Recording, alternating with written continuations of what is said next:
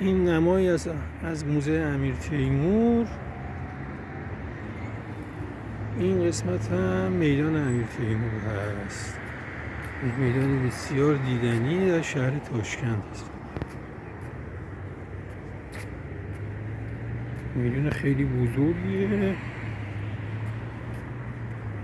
داخلش این پارک میمونه. داخلش این که دارید میبینید پر از درخت و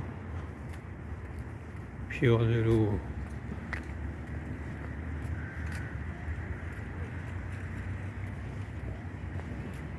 در اون انتها هم موزه امیر تیمور هستش که به قول ما ایرانی ها تیمور لنگ، در واقع مجسمه تیمور لنگ هستش و روی اسب سواره. این تیموری هستش که ایران رو در نوردید و تمام ایران رو فتح کرد و سلسله تیموریان رو بنا نهاد. هندوستان رو هم حتی گرفتن اینا، هم ایران هم هندوستان در اختیار اینا بود برای سالها.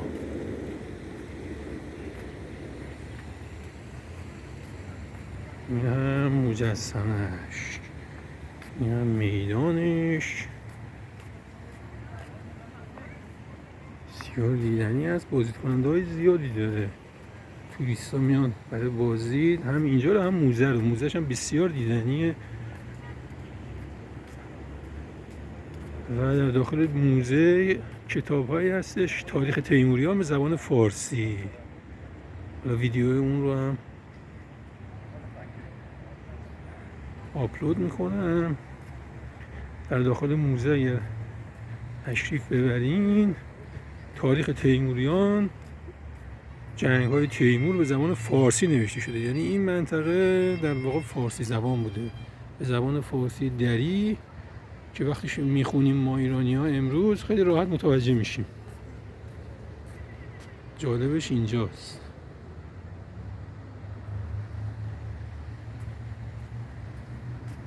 در واقع این نشون میده که ازبکستان هم به زبان فارسی سخن میگفتند و الان هم که بخشش به زبان فارسی صحبت میکنن، ولی تاریخ رسمیش به زبان فارسی نوشته شده و برای ما ایرانی ها کاملا قابل فهمه. اینم از این زاویه بگیرم.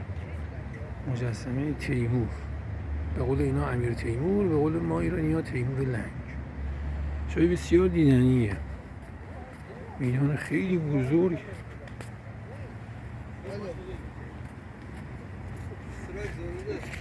کلا ازبکستان کشور دیدنی است.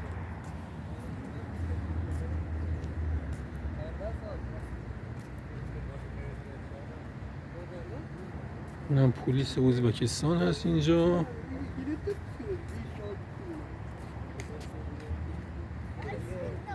که در حال نظارت هست.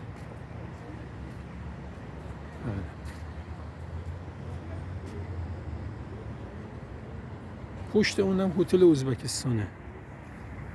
پشت مجسمه رو من بیام اینور، هتل بزرگ ازبکستان هست.